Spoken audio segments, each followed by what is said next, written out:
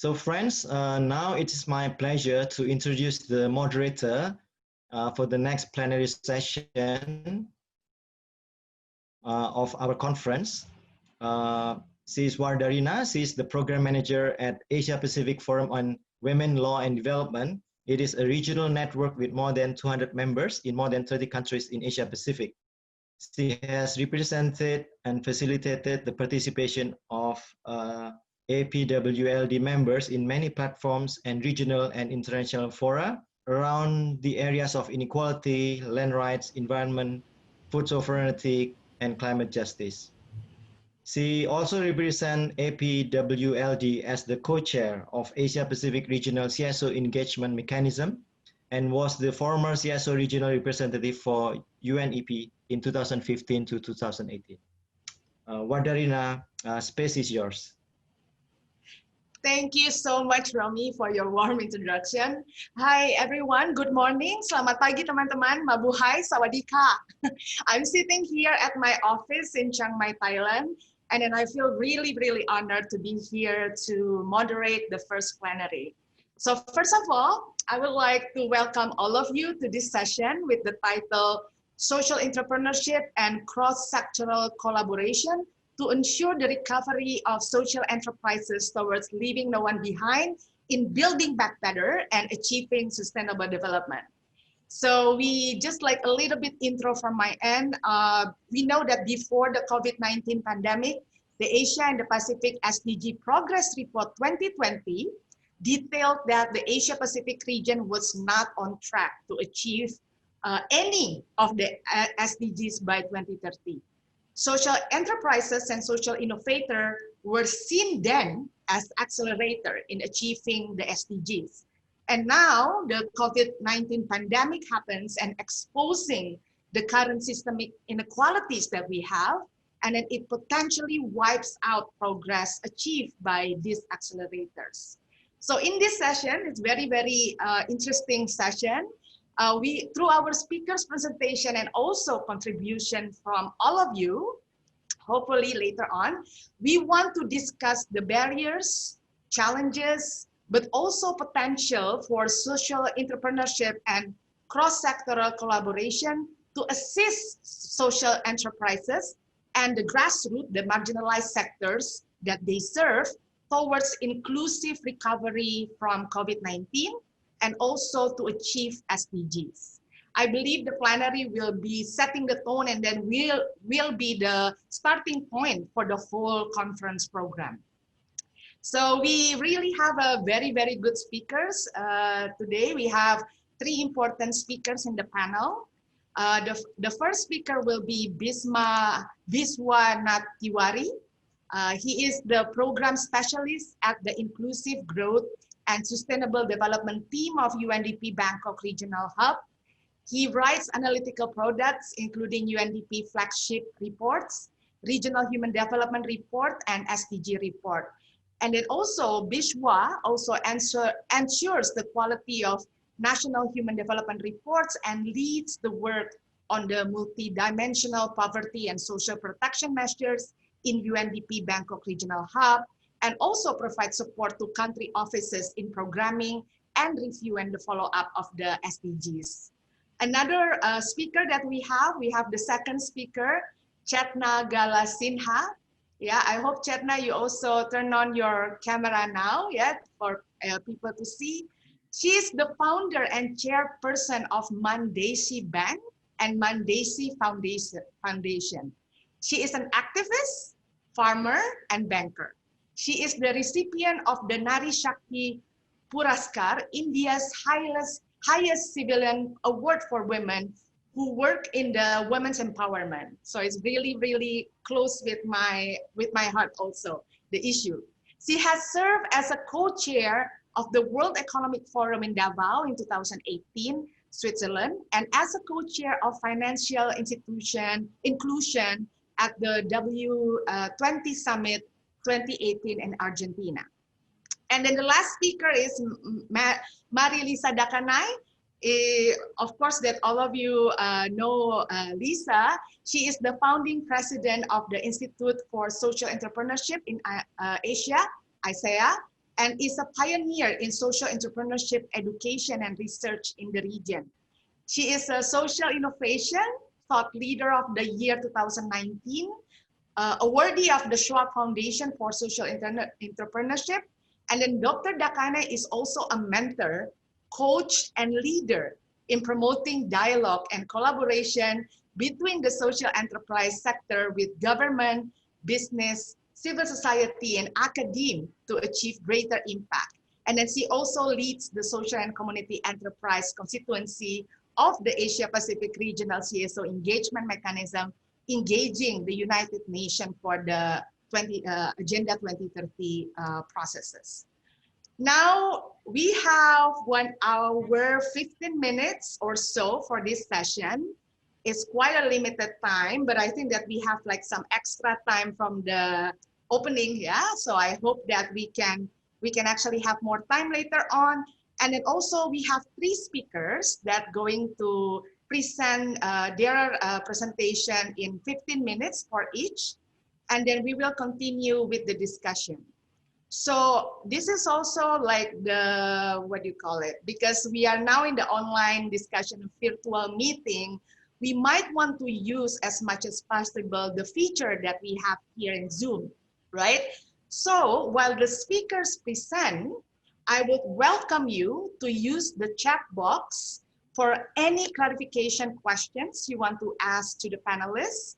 And at the end of the presentation of each of the speaker, I would also going to ask you a question, yeah, for you to answer in the chat box.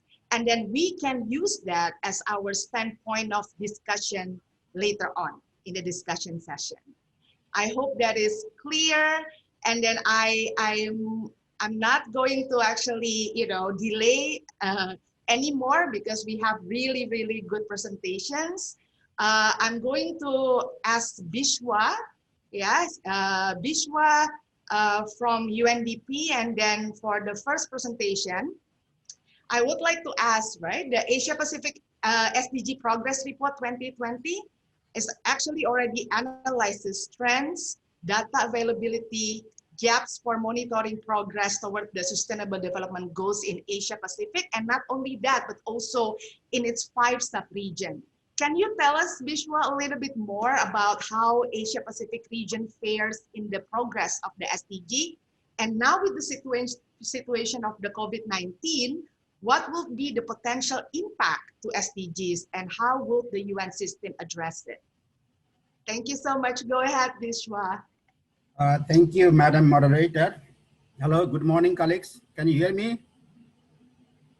Hello. Yes, we can hear you. Yes. Thank you. So thank you so much. Can hear you. Yeah, okay, great. So I would like to thank the organizers, in particular Institute for Social Entrepreneurship in Asia and ISCAP for inviting or for giving me an opportunity to make a brief presentation on the Asia and Pacific SDG Progress Report 2020, which is mainly written by the UN ISCAP and UNNC like UNDP. We have contributed to that process.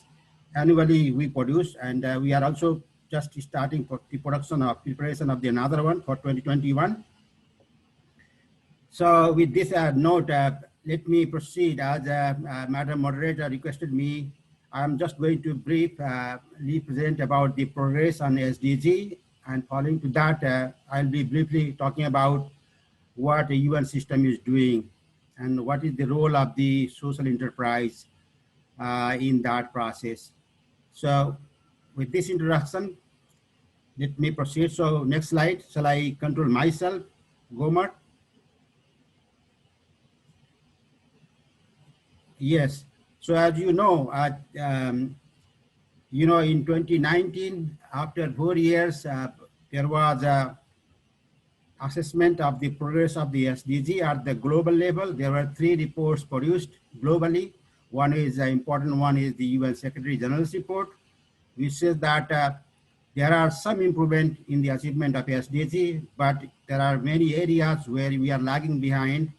We are not progressing fast. Therefore, there was a meeting of all the high-level stakeholders as well as President, Prime Minister on 24th, 25th of September last year, where there was a global action declared by the UN Secretary General as well as commitment by the various member states that we need to do an accelerated action for achieving the SDG in the next decade. Otherwise, we are going to fail. We will not be able to meet.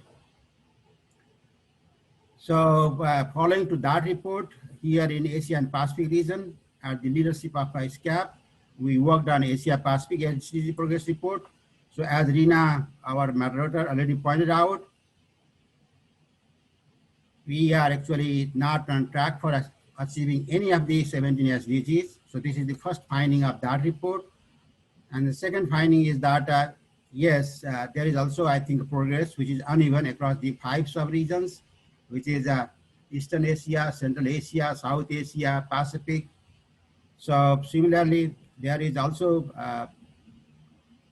this region actually lacks progress on the environmental sustainability.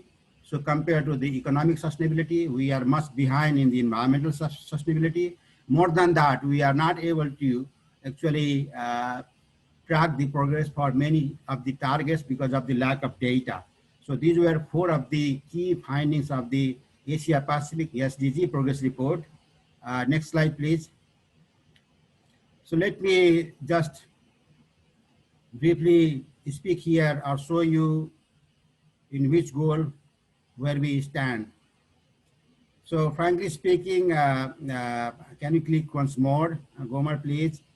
So out of the 17 SDG, actually there are lack of data for almost 5 SDG. But based on the data what available, we see that there are 2 goals where we are regressing, and this is about goal 12 and goal 13. Goal 12 is about the responsible consumption and production, and goal 13 is about climate action. So both goals are from the environmental dimension of SDG. As you know, we have 3 dimensions of SDG: economic, environmental, and social dimension. So of the 3 dimensions, in environmental dimension, goal 12 and 13, which is about environment, we are lagging behind.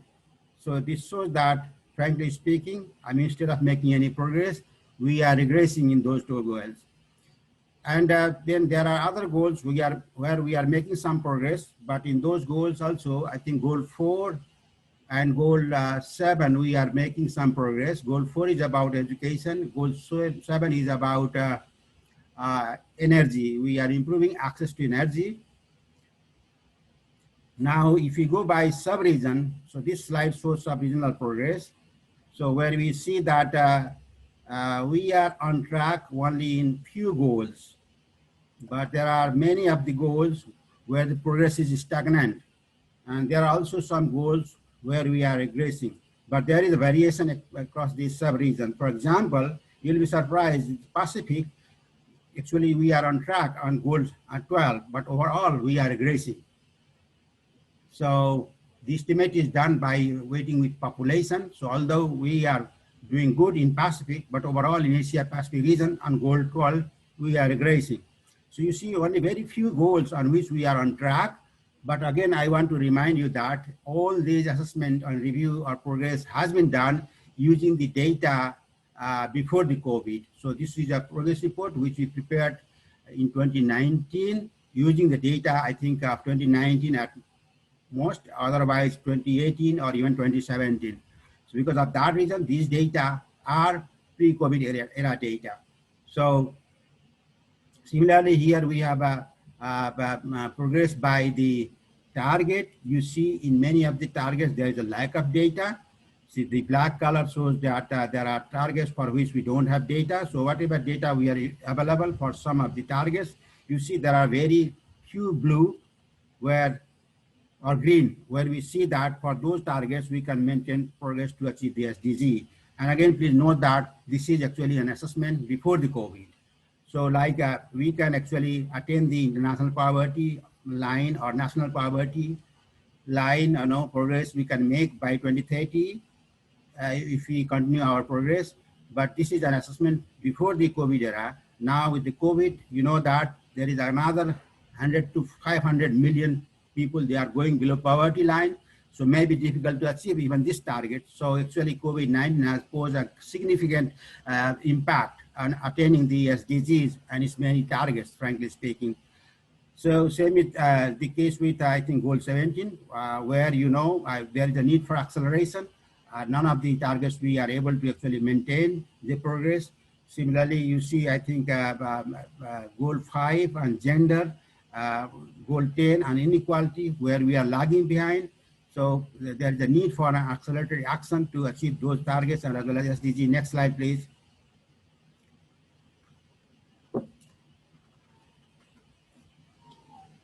Now, this is about data availability, actually. So over time, there is increase in the availability of data. You know, the number of indicators always fluctuating, but we can say that we have now 230 plus indicators. So among the 230 plus indicators of SDG in 2017, we have a data available only for 63 indicators. Now in 2019, we have a data available for 97 indicators. So in that sense, there is some improvement in the availability of data, but still you see, I mean, almost 60% of the indicators, we don't have data or insufficient data. So because of that reason, very difficult to monitor the SDG Progress Report. So based on those presentations, this Asia Pacific SDG Progress Report 2020 points out 4 areas of action or priorities. First, in the area of environment, where we have to actually foster our public goods, common property resources. We have to invest more on that. Gomer, could you please click one by one? Similarly, we have to, oh no. Similarly, yes, on data, we have to invest in statistics capacity building. On social dimension, we have to improve on gender equality. We have to invest more on we have to invest more on economic growth for the LDC. Many of the countries in the region, they are achieving higher growth, but LDC, in order to graduate from LDC status, you know, SDG has pointed out that they should achieve a higher growth rate of about 7%, which they are not achieving. So because of that reason, in order to graduate from that, their economic growth should be enhanced. There is also need for productive and decent employment. Connectivity is very much important thing. Okay, please go ahead to another slide. Okay, next slide, please. So now let me briefly touch upon, I think our following 2 speakers, they are going to speak more about the social enterprise. Mine one is just a teaser showing the status and where I want to show, present the need for the social enterprise. So here is a quote, and that quote comes from a forward to the report, Think Global and Trade Social, very important report, which all of you know. I know little about this. So where it is said very clearly that aid, means foreign aid alone cannot be our response. Global sustainability and the nature of the economy will be shaped by the entrepreneurship. Putting social and environmental purposes in the driving seat of businesses is the only way to ensure an equitable and sustainable economy. So frankly speaking, you know, one of the things that I would like to highlight, please, just a moment. I would like to highlight here is that SDG progress, we made much more on economic dimension, but we failed actually on environmental dimension. Out of the 6 or 7, you know, goals under the environment, 2 of the goals, they are regressing. They are about the climate action and sustainable consumption production. So similarly, we are failing on inequality. Inequality in many countries of the region is increasing. So because of that reason, we are actually not so much ahead or advanced in case of social dimension or environment dimension, where there is a need for actually social enterprise because they invest more on these 2 dimensions. Next slide, please. So these are some of the economics. I don't know, but I see that social enterprise can contribute to the SDG achievement or even to accelerate working with the government, working with the other stakeholders in 4 ways. The first one is, you know, correcting market and government failures. Now, so you know that in following the capitalism or free market economy, we said that there's a resource allocation efficiency, but that's not the case. Basically, in public goods, common property, or merit goods, there is underinvestment. And these are the areas like public education or health, where there is a lack of investment and where their private investor is not that much interested because of the profit reason. So, and these are some of the areas where social enterprise or social entrepreneurship coming up. So that is something very good. So there is underinvestment. So because of that, I think social enterprise can make somewhat more investment, can complement with the government and the stakeholders, and can correct the market and government failures. So since they promote the environmental sustainability as well as social sustainability, so actually they can help improve the achievement of SDG. Frankly speaking, I think the 3 dimensions of the SDG, environment, economic, and social, we also see that there is a policy trade-off. Even within the single goal, we sometimes see the policy trade-off. Take the case of goal on energy, where one of the, I think, indicator or target is improve the access to energy, but doesn't talk about how to improve the access, whether it is dirty energy or clean energy. You see, there is another one indicator which is about increase the coverage of the renewable energy. So these 2 targets or these 2 indicators, they are competing itself. So there are policy trade-off. Similarly, there is a policy trade-off between the goal 8, which is about economic growth, attain higher economic growth. And there is a trade-off between the goal 8 or say goal 13 on climate action. Because if you want to increase, if you want to have higher and higher growth, then that means you are going to emit more and more. There are more and more greenhouse gas emissions. So there is policy trade-offs. But we have to make a balance, and this balance can be done, frankly speaking, investing more on education, health on the one hand, on the other hand, environment. That can be done through the social enterprise. So similarly, I think social enterprise, they invest more on actually on poor. So that could help actually close the gap between rich and poor. So similarly, I think over time, there is an increasing network of the social enterprises, social entrepreneurship. And we know that there is I think we need a large amount of resources. Before the COVID era, there was estimate that Asia and Pacific region will require $1.5 trillion annually to achieve the SDG. So you know that was the pre-COVID era case, but now we need much more because of the devastating impact of the COVID-19. So, government, they have a lack of resources. In that sense, social enterprise, whatever it can contribute or complement to the government to achieve the SDG. Next slide, please. Okay, now let me come to, sorry, I have taken some more time. Just want to, I think, conclude in 2 slides. The first one is about what UN is doing in response to COVID-19. Actually, from the very beginning, I think since March, UN is very much actively actually moving ahead to respond to the crisis.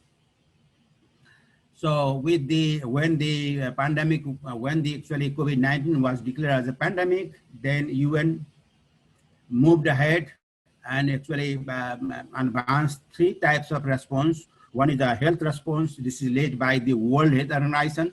Another one is a humanitarian response that is led by the OCHA, UN OCHA. And third one is a socioeconomic response, which is led by UNDP. So these are the technical leads. And of course, all the UN agencies, they are working together.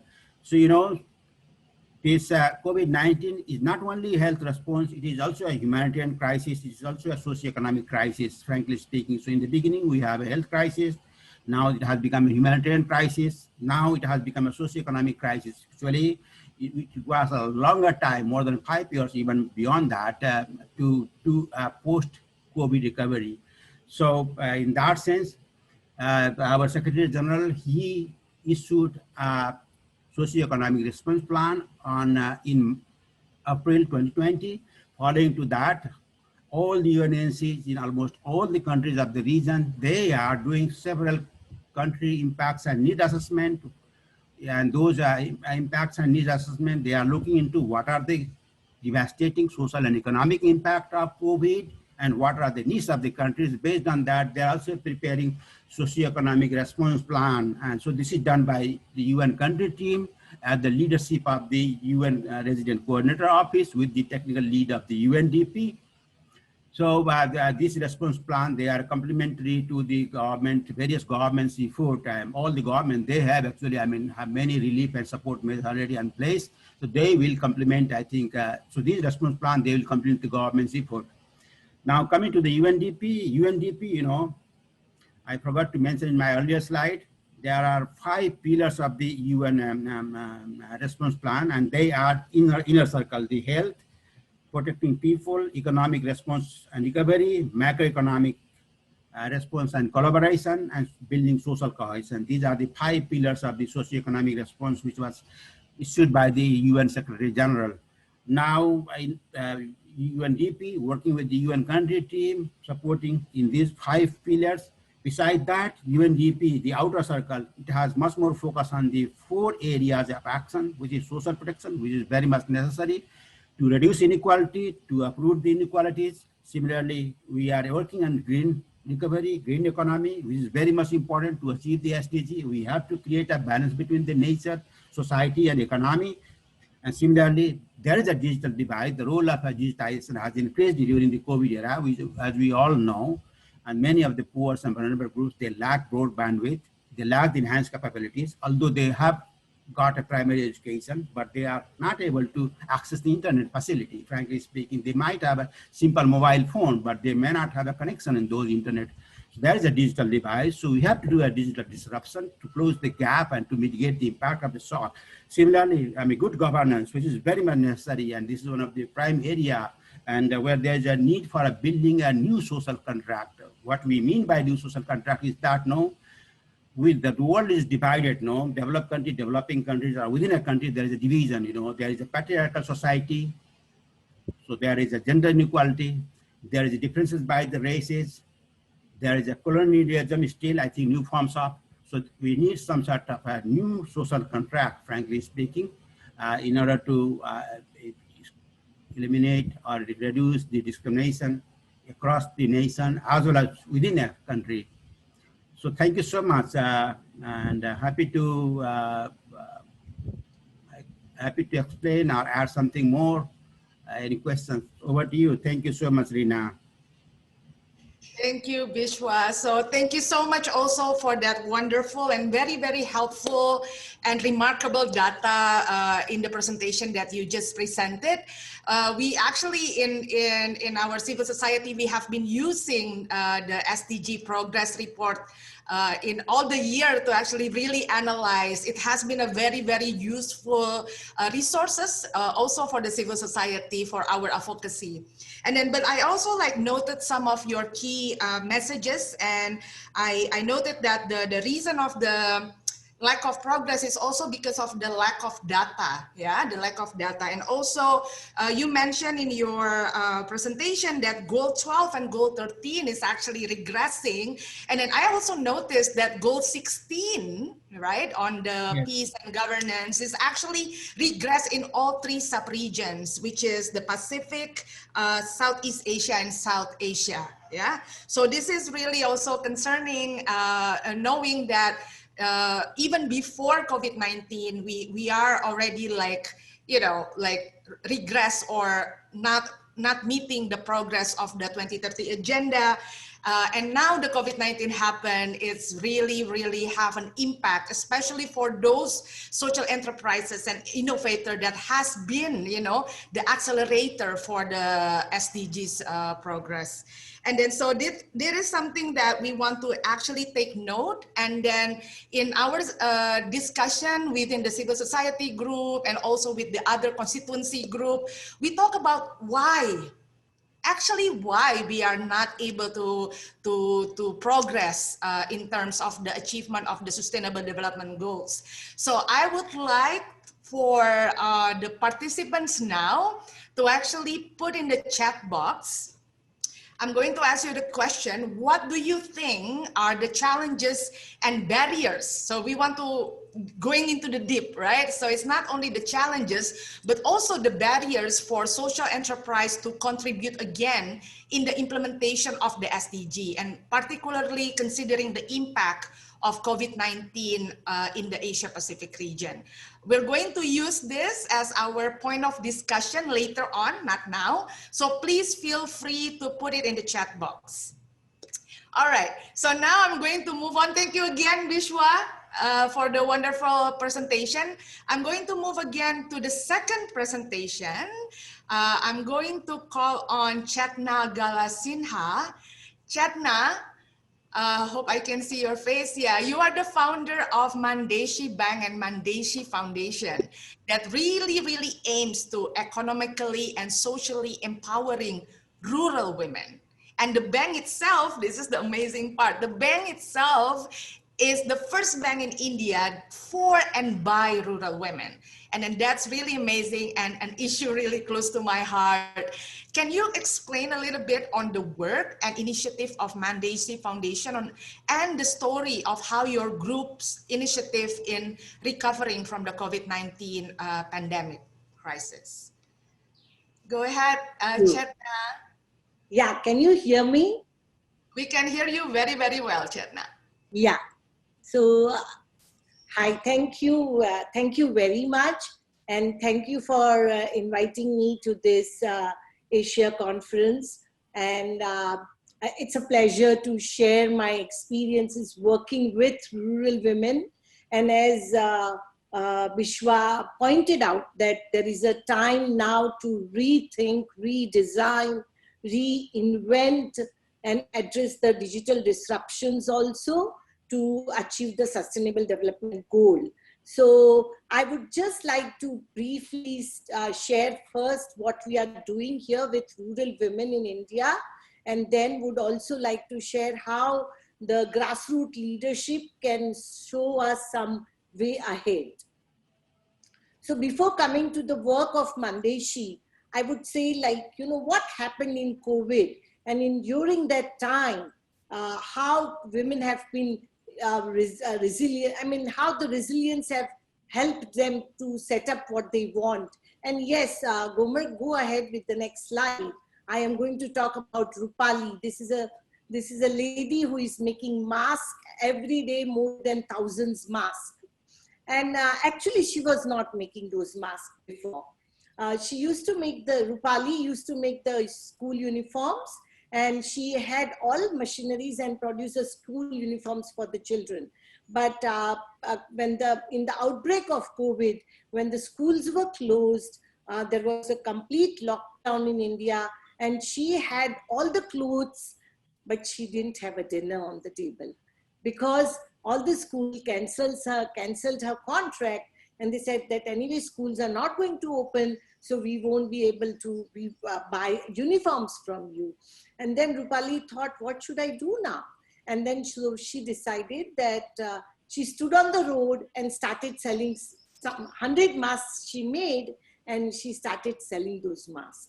And she found out that people are buying masks, and nobody stopped her also to do the business. So then she started doing this business, and today Rupali is working with more than 500 women. She has trained them virtually how to make masks and selling thousands of masks. Now, when I am sharing Rupali's story, what I'm sharing is that she has reinvented whole process of production of masks, right?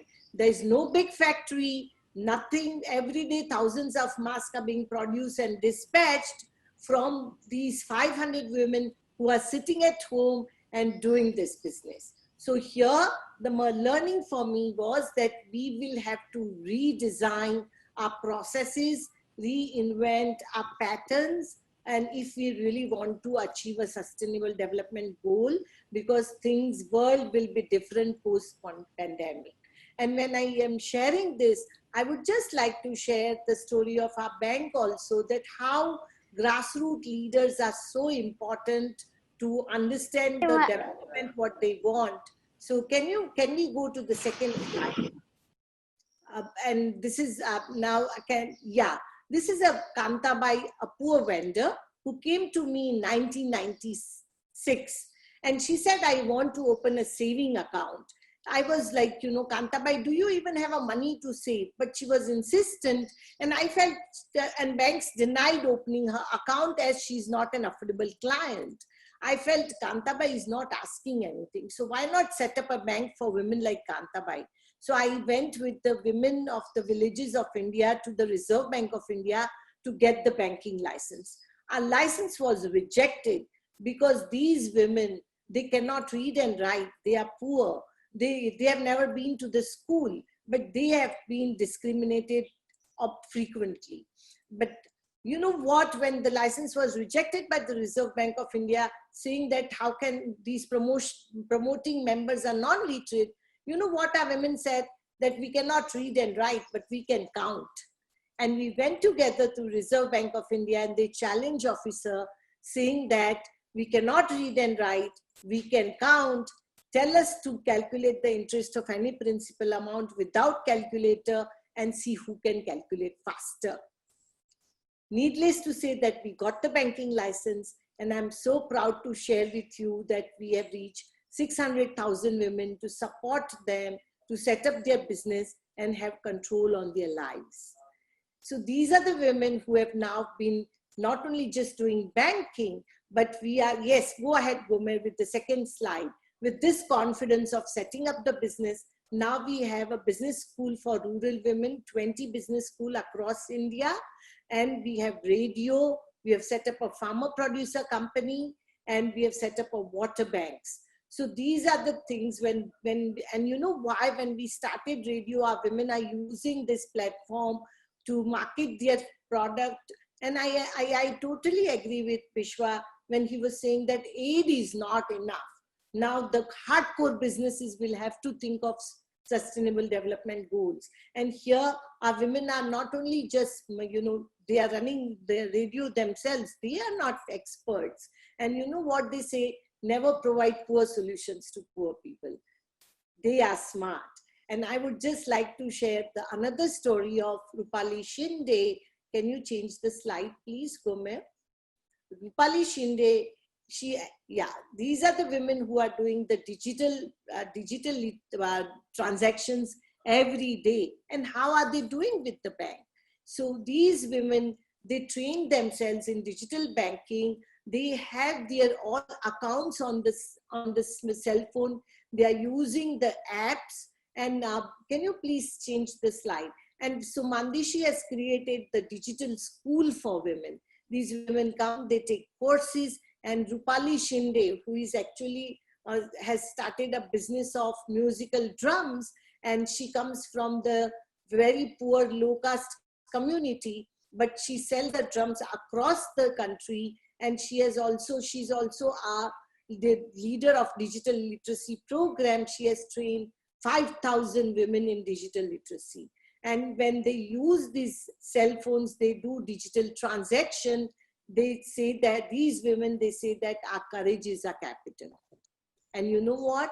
When they do these businesses, I say that their courage is my capital.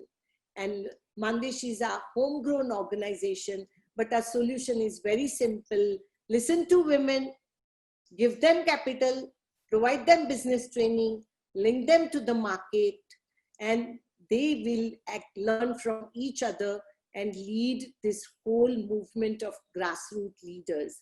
And I'm so thrilled to share with you that they are not just thinking of moving away from poverty. They are anyway doing that, but they are thinking towards prosperity. And in this time, I would say that these ordinary women who have come together to do extraordinary things, and they have been able to set up the bank, business school, radio, and I would say that they are my teachers. And I would just like to emphasize, can you change the slide, please? I would just like to emphasize that today, if we want to collaborate, we have reached 600,000 women, and those women are saying, my courage is my capital. In few years, we'll reach 1 million women to impact not only their own lives, but to change the whole sector. And lastly, what I would say is that, you know, collaboration is so important. And in this collaboration, I would just, you can see, right, there are so many international organizations with whom we have collaborated, and how have they collaborated? So it's very simple that with Accenture is providing a digital platform to our women to market our products In the next week, we are having a virtual buyers and sellers meet on this platform where women are going to sell their products digitally. And these are like very humble numbers, but I'm just saying that when you reach million women, the aid in the, when we are talking aid, as Vishwa said, that just aid will not be enough. Absolutely. But even aid is now $3 trillion.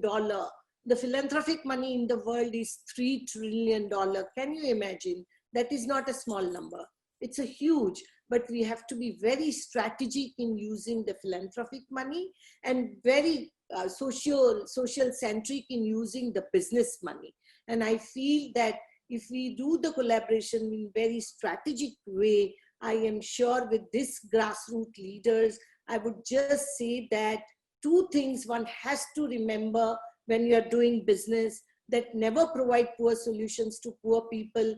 They are smart, they want to grow the business, and our women want to grow their economy also. So with this, I would say that, if we want to achieve a sustainable development goals, remember those women in rural areas who are with all the challenges are actually flourishing their business. So they can be our leaders.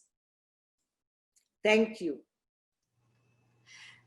Chatna, it's amazing presentation and very, very powerful story from you. And then I hope that you also see the chat box, because there has been like an overflow of remark from everyone, like from Emily Monfield Oro. I just really want to read this. Like she said that very powerful and inspiring women stories. The highlights being innovative during time of COVID and providing enabling support like access to funds, training, links to market, resulting to economic empowerment of women.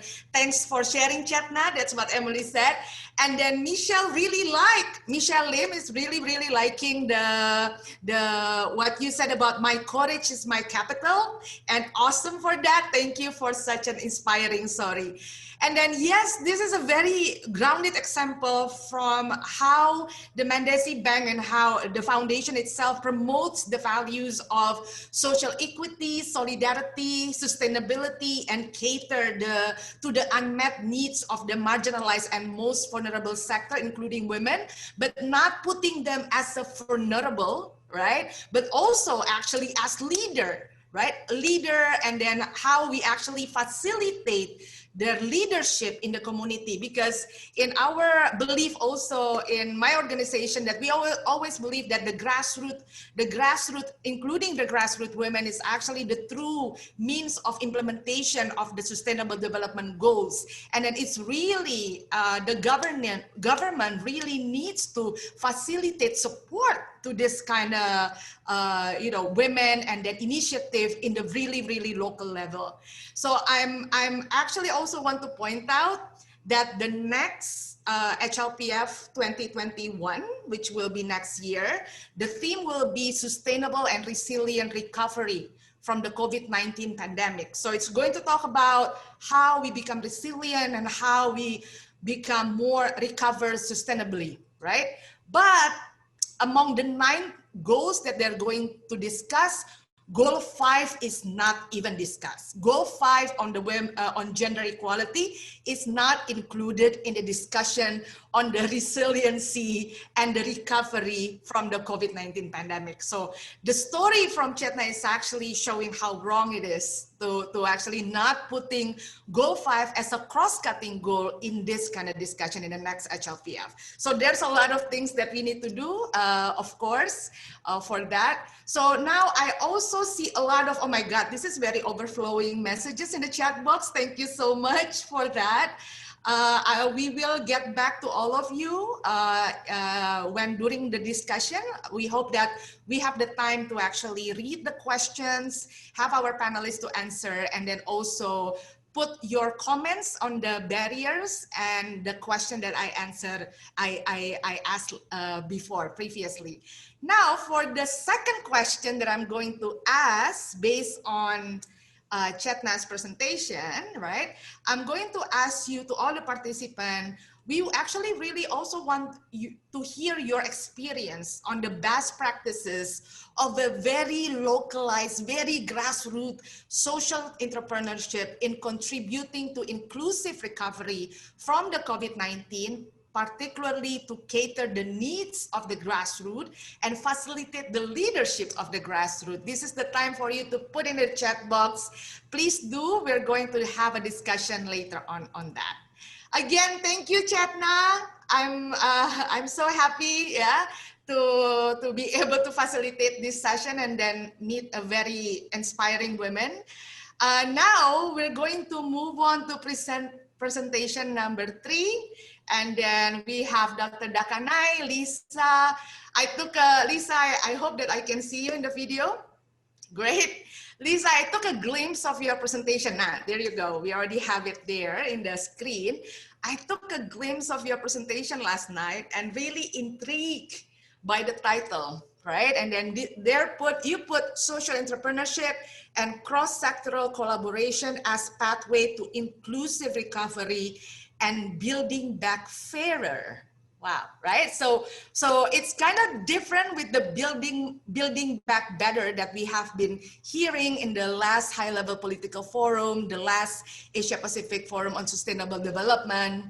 And then also all of this, what does that actually mean, right? Building back fairer. What is the difference with building back better, right? Because like nowadays, there's also like a question, like, what is it again? A lot of statement coming from the member states also about having a PPP for BBB, public-private partnership for building back better, right? And then we also have like some questions about that. So I really want to, very, very intrigued to that. And then also, can you explain about it and then the pathway in achieving it? And then also to the participants, because this is the last presentation, and then we wouldn't have time to actually, for you to put your answer of my question later on, and then we will go directly to the discussion. Please write in the chat box, yeah, what kind of actions and collaborations needed for social enterprise to recover from COVID-19 and contribute to the SDGs. Okay, so now I'm going to give it to Lisa. Lisa, the floor is yours.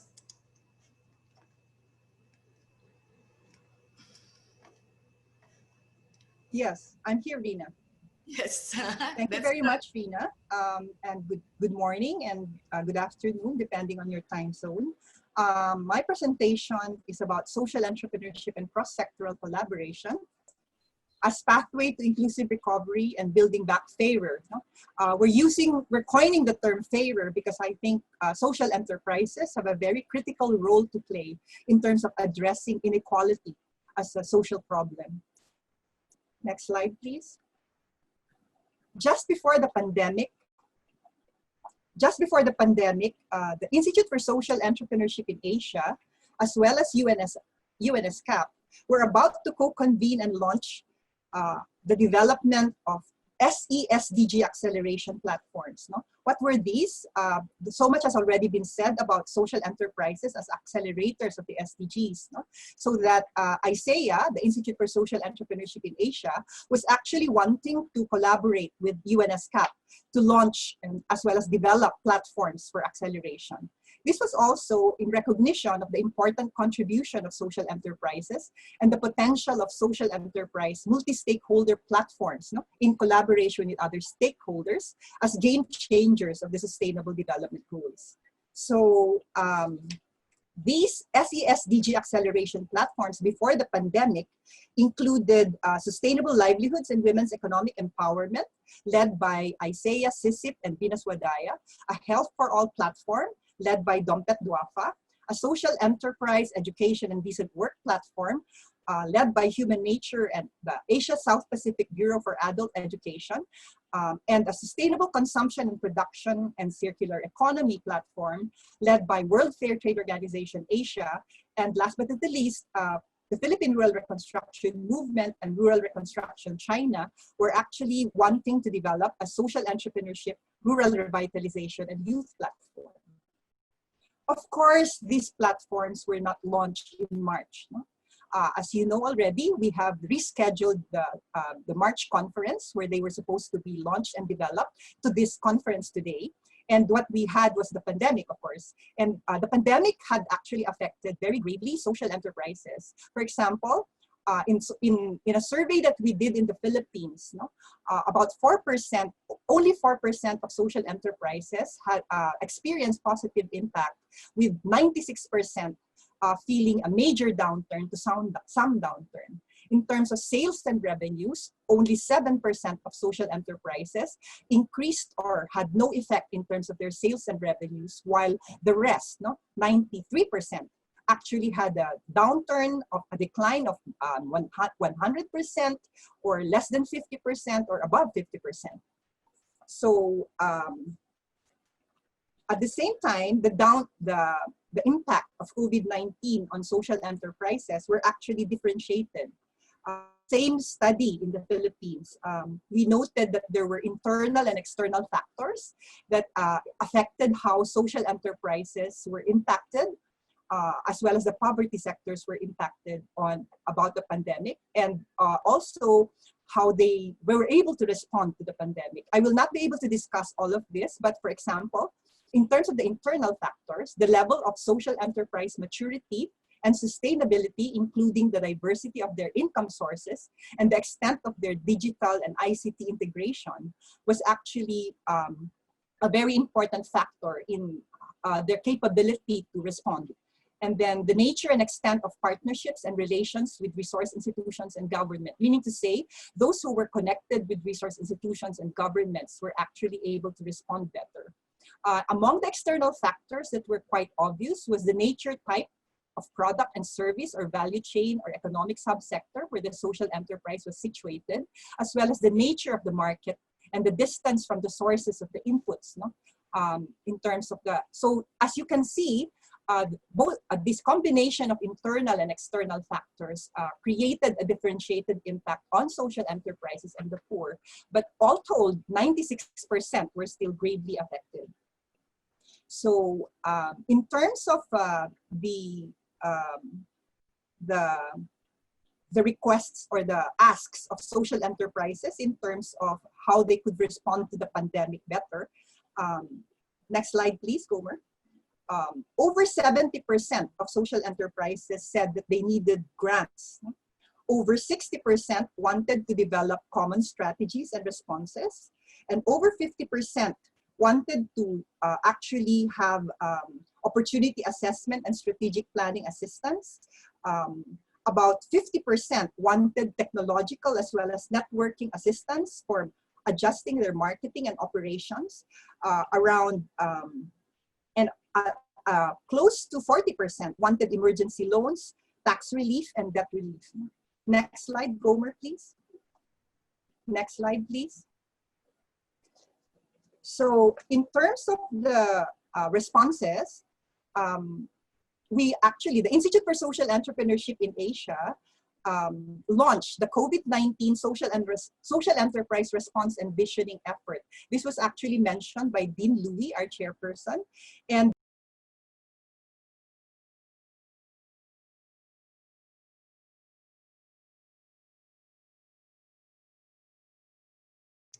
hello, Lisa? Is it only me? Are we losing Lisa? She's Yeah. disconnected, I think. No, we Yeah. cannot hear her. Yeah. Yes, Yeah, we that's lost the right. audio. Okay. You have I to think that unmute. Lisa is back. I think it's back. Yeah. Yeah. Lisa, are you back? Hi, Lisa. Can you hear us? I'm back. Yeah. Okay. So That's great. I was. We lost you a bit. Yes. I was just saying. Yeah. Yes. Sorry about that. But I was just saying that when COVID-19 struck, we immediately launched a COVID-19 social enterprise response and visioning effort, and we actually had a webinar series where we featured around 10 social enterprises and social enterprise resource institutions, including the World Fair Trade Organization Asia, Dompet Duafa, SISTIP, Trubus Binasuadaya, Human Nature, the Philippine Rural Reconstruction Movement, the Change Fusion, also Chapitech, as well as Dr. Mask in Hong Kong, the Alter Trade Foundation Incorporated in the Philippines, the Philippine Rural Reconstruction Movement, and social innovators in China. But all told, no, I'd like to invite all of you to actually go to our website to view the very inspiring stories from this webinar series. But all told, next slide please, Homer. These webinars showed the webinar, the organizations we featured were all social enterprises and social enterprise resource institutions responding to the pandemic, showed the value of multi-country learning platforms featuring inspiring social enterprise models and responses to the pandemic. No? So that, for example, they demonstrated values of social equity, sustainability, and solidarity, where they served the unmet needs of marginalized sectors, communities, and social entrepreneurs, as well as frontliners. They showed how empowered small producers have actually achieved food security and resilience so that they didn't have problems with food during the pandemic. They were actually also pursuing social innovation, and they creatively utilized ICT and social media to be more responsive and to enhance their outreach. And maybe one of the things that they demonstrated was how a community-oriented digital economy would look like. They also mobilized stakeholders and community assets, networks, cadres, and enriching the most vulnerable. Come back, please come back, please come back, please come back, please come back. I think he needs to. Yeah, I think Lisa is got disconnected again. Okay, let's wait for a bit. Gomer, yeah, we can probably, hopefully that she will be back on soon. Yeah. While we are waiting for Lisa, please also don't forget, I saw a lot of good comments in the chat box. And then don't forget to put the answer to the question that I raised for this presentation of Lisa. What kind of action and collaboration needed for social enterprise to recover from COVID-19 and contribute to the SDGs? Thank you. We can really see there's a lot of comments, and I think that we're going to have a very good discussion after this. Okay, I'm hoping. Rita, can you hear me? Yes, yes, you're back, Lisa. Good. Lisa? Rina? Yes, you're a little bit choppy. I'm back. Okay, that's good. Can I continue? Yeah. Yes, yes. All right. Go. So I was talking about the 10 webinars that we featured, where we featured social enterprises and social enterprise resource institutions, and they showed many heartwarming stories. No? And this included also how a community-oriented digital economy would look like, and the mobilization of stakeholders and community assets, networks, and cadres in reaching the most vulnerable, including those in far-flung areas, showed us how social enterprises are actually bridging digital and social divides. No? And in one case, for example, in Hong Kong, social enterprises were even able to show that they could disrupt markets by lowering the price of face masks to a reasonable level for the common good. Next slide, please. So during the pandemic, we can see that social enterprises actually had different levels of responses. No? On one hand, some social enterprises responded individually or in terms of bilateral partnerships. Others really engaged in multilateral partnerships between and among social enterprises and social enterprise resource institutions. Others had coalitions, for example, in the Philippines again, the Poverty Reduction through Social Entrepreneurship Coalition that had been pushing for a poverty reduction through social entrepreneurship law, renewed efforts to lobby for the law because it was needed more than ever. And also the coalition started to engage government in order to do social innovation for assisting social enterprises to avail of government services to build back better. But also, the multi-stakeholder platforms for inclusive recovery and building back fairer at the national and regional levels were actually very much important. And this is where the Institute for Social Entrepreneurship in Asia and the COVID-19 Serve webinar series actually resulted to, no? From the social entrepreneurship SDG acceleration platforms that we were supposed to launch in March, as a result of the webinar series, we are now launching and actually presenting platforms for inclusive recovery and building back fairer. And now we have We Live Food, our platform for women's empowerment, livelihoods, and food in agricultural value chains, led by CSIP and Trubus Binasuwadaya. We have a Decent Work for All in Sustainable Value Chains platform being co-led by the World Fair Trade Organization Asia and the Asia South Pacific Bureau for Adult Education. We have a Health for All platform being led by Dompet Duafa, a Rural Revitalization, Youth and Social Entrepreneurship platform being led by the Philippine Rural Reconstruction Movement and Sources for Social Action in China, and a Technological Innovations for Sustainable Development platform led by Chapitech and Isaiah. So of course, Isaiah is helping with all these platforms that we are either launching today, which is the We Live Food platform, and the others are under development. No? So what are these multi-stakeholder platforms? They are assisting the recovery of social enterprises towards leaving no one behind and building back fairer. And there are 4 objectives of these platforms. First is learning exchange and capacity development. The second is projecting collective impact. The third would be engaging governments in terms of changes in policy and programs, as well as collaboration and social innovation towards inclusive recovery and building back fairer. And the fourth is developing partnerships and cross-sectoral collaboration to broaden the outreach and the impact of these platforms. Next slide, please.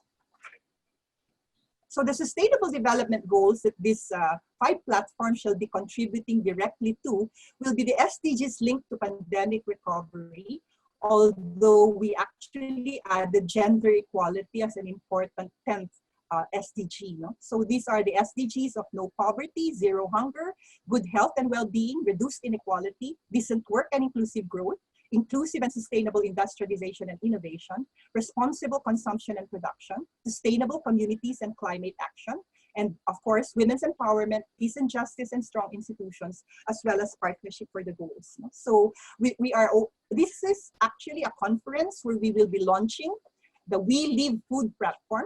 And this is a conference where we will also be developing the 4 other platforms that we're presenting to you in the plenary and the sub-plenaries. And we welcome the participation of everyone from various sectors, from the social enterprises, social enterprise resource institutions, and all others who are going to be working with us to launch this We Live Food platform and also to develop the 4 other platforms. Thank you very much. Thank you so much, Lisa, for that. And then really, really inspiring to know that the platform that has been launched. I'm done, Rina. Yes, yes. Thank you so Rina, much. I'm done.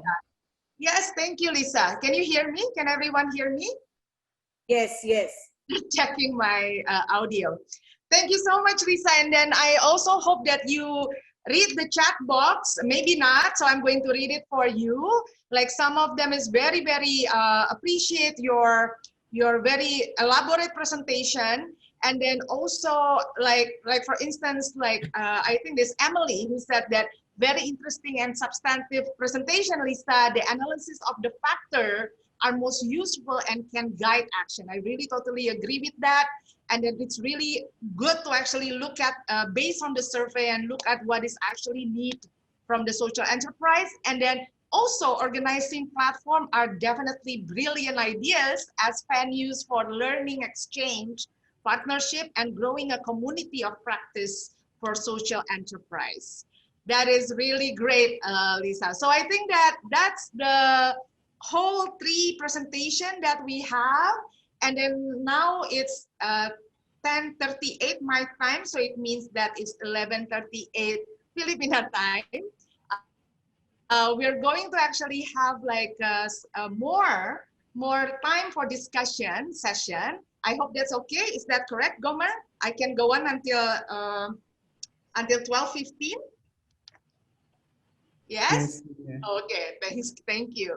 So we also have like several questions that been raised in the chat box. So what we're going to do for this discussion session, first we're going to read out some of the questions to the panelists. Yeah, and I think that many questions is coming before for Bishwa, you know, during his presentation. And then we also, after that, we will want to go into the discussion on the cluster answer for each of the question I asked before on the barriers and also the actions. Yeah. So first, we're going to go into the question to the panelists part. And then I hope that the panelists also ready to give answer. So there's a question for Bishwa. There's several questions actually, yeah. I have it down, so. Yeah. Did you see it yourself? I've tried to cluster it for okay, you. Please, go ahead. Yeah. Yeah, and then you also like I saw that you also answered it already, some of it in the chat box. But there's a question that from your presentation, there's another. If in your assessment, what are the key factors for those unmet goals in environment, right? Promoting environmental sustainability, reducing trade-off, right? And then also, there's another question that I'm going to ask. From your presentation, Dr. Tiwari, it can be seen like Asia Pacific not on a very good track to achieve the Sustainable Development Goals by 2030. And the 2 major goals, 12 and 13, is regressing. What could be the major cause behind it? What are the barriers? What is actually the systemic barriers behind it? And EU or Switch Asia has been working on climate action and sustainable consumption and production in Asia since the last couple of years. Any complementary roles from their action on achieving target on these 2 goals? So I'm going to ask that for Bishwa first, and then we move on to the question to Chatna and also Lisa later on. Okay, thank you, Rina. So colleagues, can you hear me? Yes, we can hear you very well. No, thank you. All the questions are very great. I try to explain. Rina, you summarized well. So starting from the question from Switch Asia, you know, goal 12 and 13, why regressing? I think when I was a student of environmental economics at University College London, so I was writing an essay, you know. So those days, it was 1994.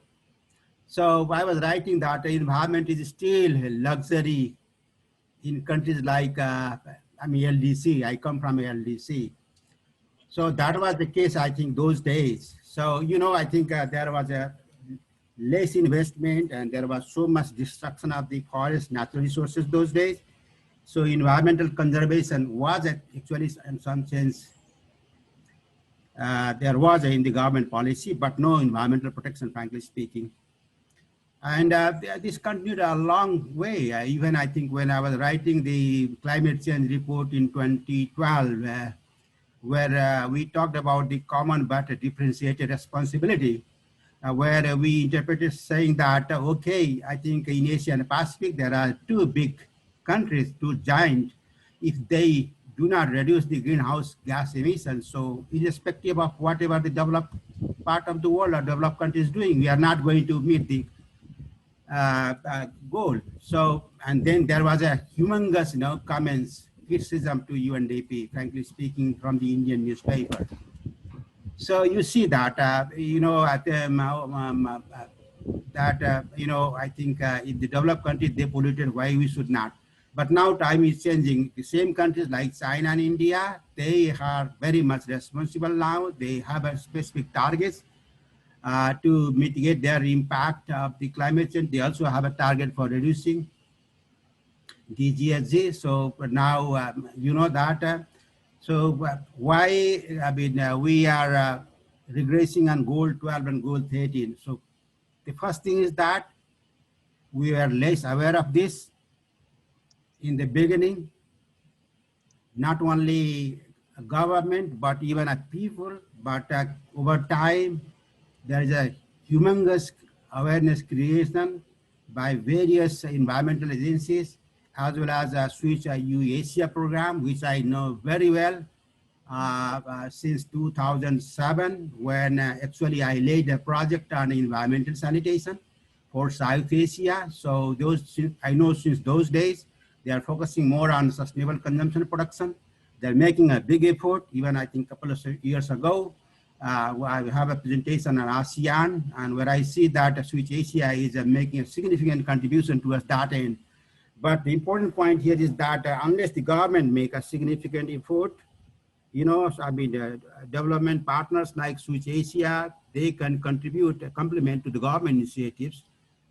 So, I mean, their contribution is there, but there's a need for a significant contribution from the people at large, as well as from the government and all private sector in order to achieve the goal 12 and 13. So goal 12 is also very much interlinked with almost many of other environmental goals, as well as social goals. So there is a need for significant contribution. In that sense, I do appreciate the effort made by the Eurasia or Switch Asia on that goal, and hope to look forward. I've been having much more support, and actually UNDP is also very much engaged in that area, climate action under GCF and JAIF. We are also complementing in the near future. Hope we can move, we can avoid the regression and can come on track. But yeah, this is a long way to go. Now, coming to the question about whether we can provide a country-by-country analysis. Yes, it's very difficult to do. As I mentioned earlier, from the very beginning, we have some sort of assessment that SDG indicators, they are lacking. In some countries, actually, there are 30% of indicators available. In some other countries, even developed countries like Japan, others, they have hardly 60-70% of the indicators measured. So in that sense, providing a country-level assessment is very difficult, but we have a data. A particular country or you colleagues can actually access those data by goal-wise. It is available in our SDG data portal led by UNSCAP with the cooperation of ADB, Asian Development Bank, and UNDP. So I have already given the link as well in my chat box. Otherwise, I can further forward that in an email. Now, coming to the question about the whether there is any capacity assessment by UNDP that focus on the ability of the local player. Well, I mean, what you mean by local player, frankly speaking, but you know that we have done some sort of assessment in terms of doing, conducting needs and impact assessment. We see the role of small micro enterprises in the economy very much significant. In many of the countries, their role is almost from 50% to 3/4 of the total production. They are produced by the SMEs in the industrial sector. So in that sense, their role is very much high, frankly speaking, and they are very much affected. There is a question about, I mean, they are affected. So yes, many of the government, they have done so many relief measures to support the SMEs. Maybe the case of Nepal is not that much. Like, you know, they have done a tax concession. They have also, I mean, postponed their debate. There is an interest rebate. There is also, I mean, some sort of a lump sum support to the SMEs. So frankly speaking, from the UNDP perspective, we are arguing for moving towards the targeted program to universal social protection, giving every individual some sort of temporary basic income in response to COVID-19 crisis. And after that, since these poor people, they work in SMEs, so we have to protect the SMEs. So there are various actually measures that need to be adopted. Among that, I just said concessional loans, postponement of their loan and interest relief and other some sort of relief measures. They are under. Biswa. And yes, so those are the things. I think I'm done. Almost my questions. If there are any other questions, I'll be happy to respond. But overall, I think SDG is humongous task. Frankly speaking, unlike the case of MDG, which was top-down, done by a few Deputy Secretary General, this was prepared by the countries. There are a large number of indicators. It has a large ambition. And in order to fulfill that, like Secretary General, he has advanced a global decade of action at 3 levels: global, national, and even at the local level. At the local level, there is a need for people at large. There is a need, much more role from the private sector. At the national level, we have to actually change the policy and institution. At the global level, we have to show a strong leadership, and there's a need for increasing the ODA and other financing support measures from the developed countries. Over to you, Rina. Thank you so much. Okay. Thank you so much, Bisma. Sorry, I need to cut you a little bit because we also want to hear from the other panelists. And I think that there are some questions also that in the chat box. And then correct me if there's any more question from Lisa, but I got one from Laina. Laina asked about, is there any particular reason why women is actually put in the Food for Life platform? And then that because women are key to the other sector too, which is she's wondering why we are having women only in the food sector. Go ahead, Lisa. Thank you very much, Laina. I think there may be some packaging misunderstanding here, because I think women's economic empowerment as well as women's empowerment is actually a cross-cutting goal, no? Across all the platforms. In fact, even the World Fair Trade Organization Asia, as well as the Asia South Pacific Bureau for Adult Education, for example, have a very strong advocacy on women's empowerment. But I think the reason why it was specifically put under food, no? Well, it's actually We Lead Food. That's women's empowerment, livelihoods, and food in agricultural value chains. Now, this is our offering in terms of changing the face of agricultural value chains, and we will be launching this platform to explain that some more. But with the other platforms, we will also be pursuing women's economic empowerment. Just as a background, no? In 2015, Oxfam actually assisted us to have a research on the state of women's economic leadership and women's economic empowerment perspectives in the social enterprise sector. And in 2015, it was noted as a weakness. No? So that through a program that we had with Oxfam, we actually started to introduce women's economic empowerment and gender perspectives in agricultural value chains. No? And that was the inspiration to the platform that we actually are launching today.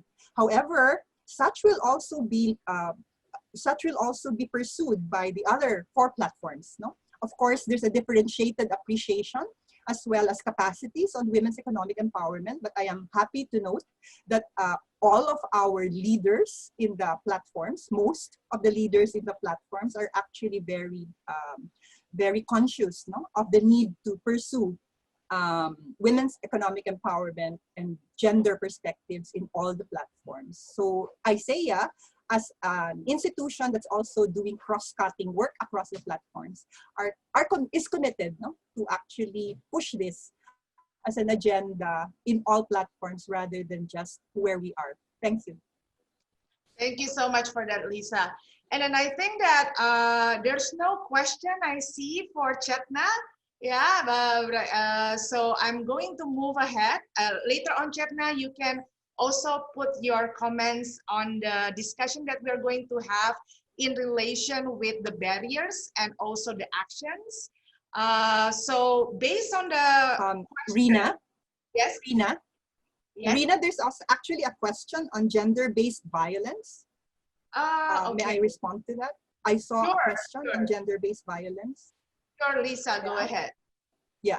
Thank you, Rina. So about in relation to gender-based violence, we actually noted that, no, in the research that we did in the Philippines, we were able to look at how gender-based violence has actually increased as a whole, especially among the poor in the pandemic, given the lockdown, you know, putting poor people in closed areas in their homes, right?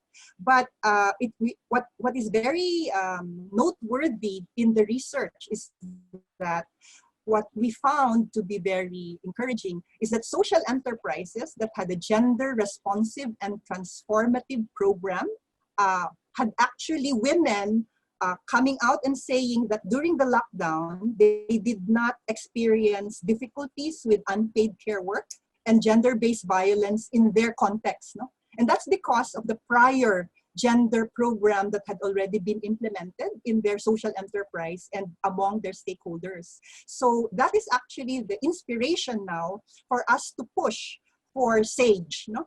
We are wanting that social enterprises, as they recover and build back better after the pandemic, would become sustainable, agile, and gender transformative enterprises. Thank you, Rina. Thank you so much for that, Lisa. And then also, there are now question for Chatna, and I think that Chatna already tried to also answer in the chat box, but I will just read it again. Chatna, if you want to answer it.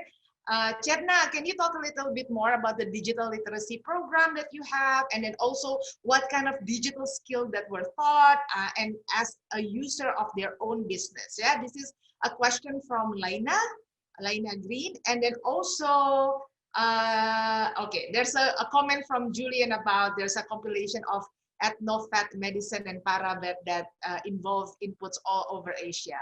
So go ahead, Chatna, if you want to expound a little bit more on that. Thank you. So actually, I also mentioned that, you know, we have a special program on, it's not just digital literacy. Before we used to talk about digital literacy, where, you know, and let me give you an example. A lady came to a bank, Kerabai, and she said that I want to buy 2 smartphones. And we were like, you know, and then so want loan for that. And we said, 2 smartphone and you want loan for that? Why? She said, I do not know to read and write. I rear sheep and goat, and many times I am on the field and I have to, nobody can reach me. So I need to address the, you know, health issues of my cattle, and I want to be in touch with the people, doctors, to understand. And so we thought, like, you know, she is asking some genuine things. So she got the loan, but then she said that I don't know how to use a smartphone and get the information about my cattle health on the cell phone. So then we thought that, you know, why don't we design a digital literacy program for our women in a different, across business, right? They are in sheep rearing, they are in vegetable vending, they are, and so we design a special program for these women, and we have modules available. I can share that also, but that is where women from distance, and I would like to share during pandemic, you know, one lady who had some problem in her goat delivery. She contacted our paravets, a doctor who are trained at a business school, our paravets on WhatsApp video, and she showed what problem is.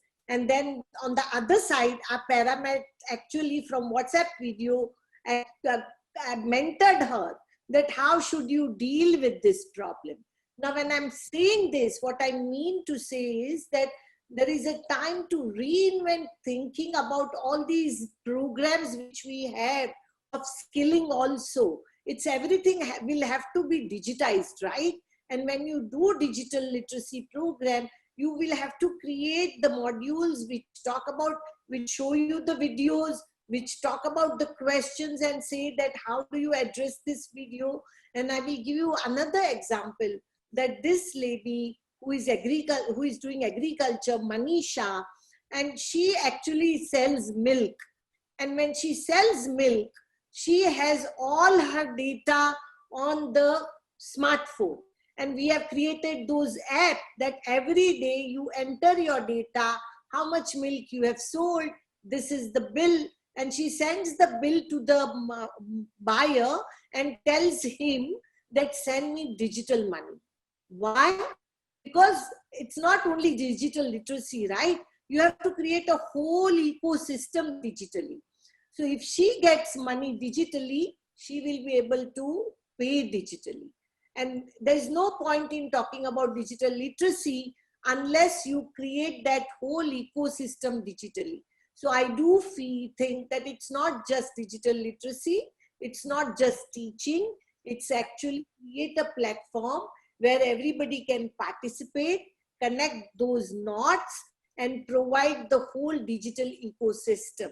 And then women like Manisha, who are sitting in the village, they can buy their product with digital transaction. And not only that, I will end here saying that when she wants to recover money, she has all the proof.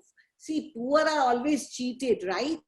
And these tools are so smart that if they get an access and control on digital tools, they will not be cheated because it has all the proof. It has the footprint, right? So when I say that when we are talking about digital literacy, we are giving a control of the footprint of the poor on digital platform, and that becomes an asset to them. So I feel that is very important when we talk about digital. Everything has to have a ownership. Ownership of property, ownership of capital, ownership of knowledge. These three things will help them to flourish, and that would be the real empowerment. Thank you so much for pointing that out, Chatna. I hope that answer your question, Laina, that elaborate answer from Chatna. And also, there's another question. There was another question for all the panelists here. I'm going to just like, going to let, just like this last question, I'm going to read it. Greeting everyone from us at Bihani Social Venture Nepal, first social enterprise working in the field of aging. Whenever we speak of leaving no one behind, do we have examples of elders or senior citizens being included as contributors to the SDG? This is very important, looking at them as assets rather than just beneficiaries. So there's a question for all, Chetna, Lisa, and also Bishwa. So I would like to respond on aging. And I would like to respond on aging or the way not just taking care of people. Of course, that is very important. But I would just like to share what we are doing with the people, those who are aging. See, what happens is that one thing is about caring, right, with the aging. But one thing is to consider them as a wise partner with us, right? Because these people come with the ancient wisdom. And how do you, and it's very important. So we have a program on radio. That's why I showed that slide of radio, the old lady. We have more than 8 women who are over 60 years, but they are our radio jockeys. And what do? Actually, they share their wisdom on radio. And how do they share? I will just give you that in COVID, when you talk about social distancing, it's not that you keep people away from you. It's you care about the people, because in India, when you are keeping people away from you, you actually forget that there is a heart behind it. How do you care it with this distance? And I feel I would just end here saying that when we talk about the old people, the mindset should not be just of caring. The mindset should be that how we can learn from them also. And these old age people, they come with the ancient wisdom, and we can have a very rich repository of this ancient wisdom, and which we have it. And I can always share whenever is required, and I will share with my email ID. But I would just say that, aging people brings the wisdom, and we have to recognize that. Thank you, Chetna. Can I add to what's up, Chetna? Yes. I'm going from the perspective of actually economics. Yeah, Chetna. Frankly speaking, yes, there is I wrote a chapter in a 2016 Human Development Report. This is about dynamics of demographic change. So there is a chapter on youth, there is a chapter on aging. So I request the colleagues, I think you can also read that chapter. But yes, I think we have some sort of thinking that aging is some sort of responsibility. They are liability, they are not the assets. And but over time, I think things are changing. Perhaps there are 2 types of demographic dividend. the first demographic dividend and second demographic dividend. The first demographic dividend says that, you know, when the proportion of the population, active age population, that's initially 15 to 59, we are saying now 15 to 64, is increasing faster than the dependent population, then there is opportunity of the first demographic dividend. So if we can engage those part of the population, then an economy can actually progress, and that's what did the China, that's what is doing the other countries. Those who are failing to use or harness the energy of the youth or the adult population, they are lagging behind. So that sort of actually concept is actually first demographic dividend. But over time, the whole world is aging, and frankly speaking, Asia and Pacific is also aging. There are countries like Japan, which is the oldest country or most aging society in the whole world, frankly speaking, even compared to Europe. And there are also some of the countries like in Thailand, which are aging so much rapidly. So people are going to survive beyond 80 or beyond 90. So it's going to be a big challenge for the countries. So in order to harness the energy of the older people, because of a larger proportion of population going to be beyond 60, we need to have an innovative solution. We need to harvest their energy.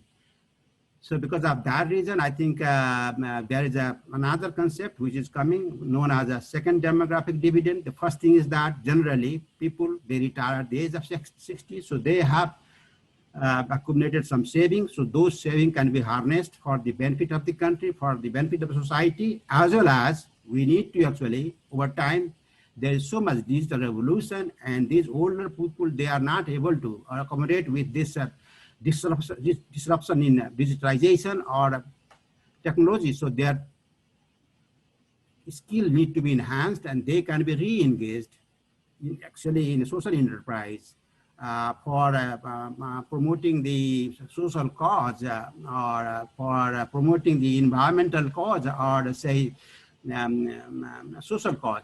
So in that sense, I think there is much more scope of engaging older person beyond 60, because many people, you see, I'm also above 60, but still I'm very much active, and I hope to work another, I think, at least a decade or two. We need to actually adapt ourselves with the technology, and for that, I think the state should also create some sort of environment. There are also some NGOs, INGOs, they are doing a great job. I used to, I think, participate in the HelpAge International conference, global as well as regional. They are doing great job. In Nepal also, I think there was an office, but now these days, I think they closed down. So yes, we cannot accelerate our SDG if we are going to leave, if we are not going to re-engage the older person or the retired person. We are actually retiring at a very active age. For example, in many countries, the retirement age is even 58 or 59, 50, 60, and there are some discrimination between the gender, by the gender as well. In some countries, male are retiring at the age of 60, but female are retiring at the age of 55 or even 58. So with the increase in the longevity, I think if those women are not re-engaged, or if we cannot harness their energy, I think we are going to lose. So there should be some sort of effort made by the government apart from this non-government sector. Over to you. Thank you so much. Thank you, Bishwa, for that. Lisa, do you want to have a quick answer to that question? Yes. Yes. Rina, can you hear me? Yes, I can hear yes, you. About the question on, about the question on aging, actually, if you look at our first platform about agricultural value chains, and if you relate that to our other platform on rural revitalization, youth, and social entrepreneurship, they're actually two sides of the same coin, no? Because in the agricultural value chains in many Asian countries, we find the issue of aging farmers as a very important issue, and we're wanting the new generation of youth to come in, no? To actually become the entrepreneurial farmers, to replace the aging farmers, so that actually in agricultural value chains in these countries at the moment, aging farmers are assets, no? And we're wanting to encourage the youth to come in. In relation to decent work for all, as well as health for all, I think aging the aged population, if you may, the senior citizens are a very important stakeholder. And I would just like to point out that we're hoping, you're here, Rina, no? We're just hoping that the Asia-Pacific regional civil society engagement mechanism sectors, including those engaged in aging, can work with us more in order for us to develop social enterprises addressing the specific needs of various marginalized sectors. Thank you. Thank you so much. That's also like an important note also for APRSM and then our future collaboration work also, Lisa. And then now we're moving ahead to, because we have like maybe around 7 more minutes. And I'm trying to make this as fast as possible. While you ask the question and then all the panelists answer, I try to sort of like cluster the comments that you put, the answer that you actually put in the chat box based on the barriers and also the actions that is needed, right? So I'm going to read out these comments also from the participants. And then after that, I want each of the panelists to respond to that comment for 1 minute, your last remark, as a response for the comments. So I'm going to start with the barriers. So there's a lot of people actually say that one of the barriers for the social enterprise to actually contribute to the SDG and then implement the sustainable development goal is enabling policy environment that is really continue to be lacking in encouraging and supporting social enterprise. Access to capital and market are also very much a challenge. In the Philippines, for instance, the longest lockdown and quarantine have restricted business and many small business have closed. And then also there's another barriers that also pointed out, I think this is from my friend Samsul from Indonesia. He said that most of the SMEs here in Indonesia are not having enough attention on the issue of occupation, health, and safety. While during the COVID-19, the OHS issue has extremely important, not only in an SME. Here in Indonesia, we are facing increasing number of people impacted by COVID-19 from their workplace. So again, is actually how we can together improve the OHS quality for the SME. And then also there are some barriers on the data, for instance, and in relation with the situation of the social norms inside the community, for instance. On the data, usually business run by women, normally very micro, unseen and out of official data and definition. And then it's always like, you know, it has been like a long issue, no, that is never been documented and etc. Hence, it is difficult to get access to resources for assistance by women. This is also very big barriers, right? And then also amongst all the businesses, there is a high percentage of women's involvement in small and medium enterprise in our region. And in relation with the women-led business, for instance, are particularly hard hit by the pandemic. And it also includes women access to financing. And how do we break this financial inclusion if we are going to have an accelerated program to support enterprise? So this issue on women's access is very, very much needed to be addressed, right? And then also on the skill, there's a barrier on skill where the social entrepreneurs sometimes need help in terms of advocacy, self-sustenance, and skills sharing. The other challenges is also digital transformation. The SMEs are challenged to charge their business ecosystem from the traditional marketplace into e-commerce. It's also a very big challenges. There are some barriers, including infrastructure availability and individual capacity in using the digital marketplace. So I'm going to move like very, very fast right now for the action. For the action, there are some there put like, we need government support. We need still like the accountability and also the responsibility for from the government on debt relief, tax holiday, payment holiday, stimulus package, recovery funds that is need to be prioritized to the small grassroots local level. And then also the livelihood revival through individual counseling on financial support and technical support. And then also need to do ease of doing business with the local government, not only of doing business with the big corporation, but also to the social enterprises, financial support in reviving the business operation, yes, stimulus package to recover the business activity, and just transition platform. And then also one point that the government and private business must help improve value chain, especially in accessing raw material supply and marketing important for enterprise to be competitive. There's a lot of comments on the issue of cross collaboration, how it is needed, partnership between actors, and then also how we actually able to build trust and sharing, right? And then also there's a lot of action that is needed in terms of skills. For instance, business training, incentive, skill training on the initiative based on their capabilities.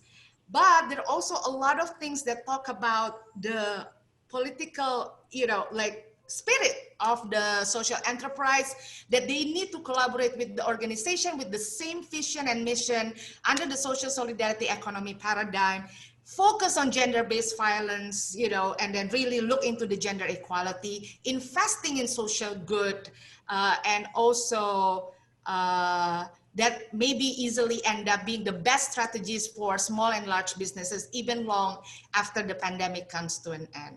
So I'm going to stop now. That was like amazing comments. I'm kind of like, it's hard for me to cluster it, but I want to hear one last remark, 1 minute if you can less, what is your last remark for this session and this plenary, and your response to the comments from the participants. I'm going to start with Chatna. Chatna, make it very strong, very concise, and yeah, I know you can do it. Thank you, Chatna. Go ahead. So one thing I'm going to tell you is that, as I mentioned, that in aid, $3 trillion is going on, which is not a small number if we really want to do something. So we have to be very strategic how we are utilizing. Second, would like to respond as a banker. Below 5% of women in the world are owning property.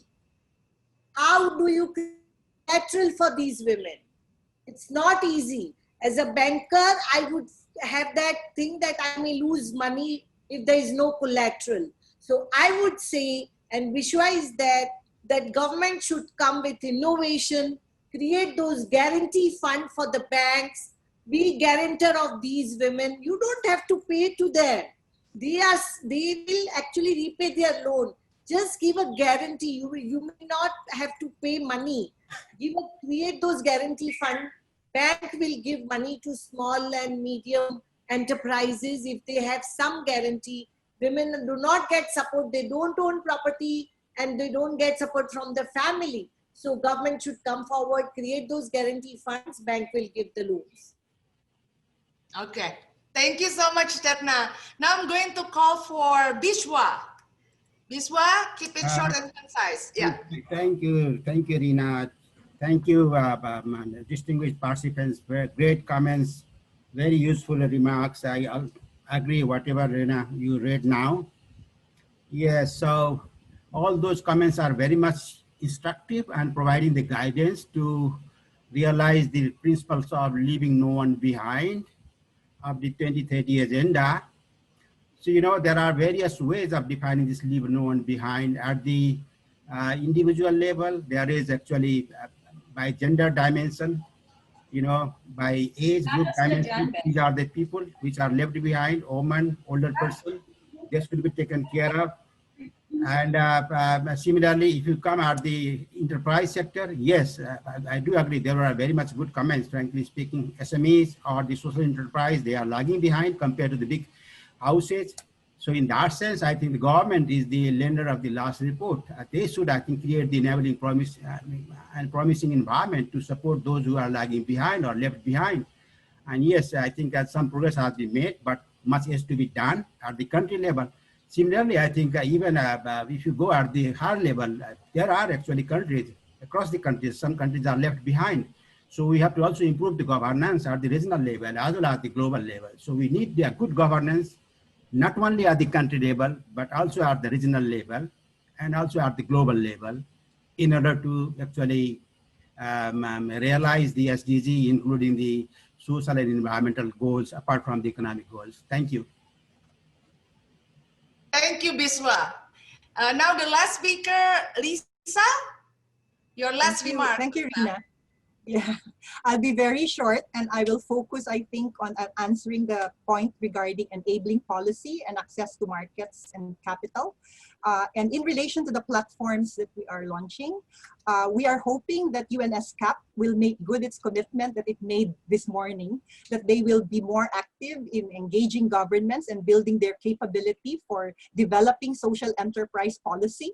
Because I think in the past, they've been active in inclusive business policy, but not so much with social enterprise policy. And I'm happy that we heard the executive secretary make a commitment to step up their efforts in terms of policy change in relation to enabling policies for social enterprises. In terms of access to capital and markets, the various platforms for inclusive recovery are actually looking at the possibility of a social enterprise recovery fund. And we're hoping that the social enterprise recovery fund can actually make use of technology and make use of leveraging to actually access big amounts of funds, no, in order for the social enterprise sector to actually become a key force, a driving force in the building back fairer for the achievement of the sustainable development goals. Thank you. Great, thank you. Thank you so much, everyone. Thank you, Lisa, for that. How we really want to have a building back fairer is very important. Also, in this session, I would like to say thank you for all your energy. Even in the chat box, we can totally feel it. Also, thank you for all the speakers.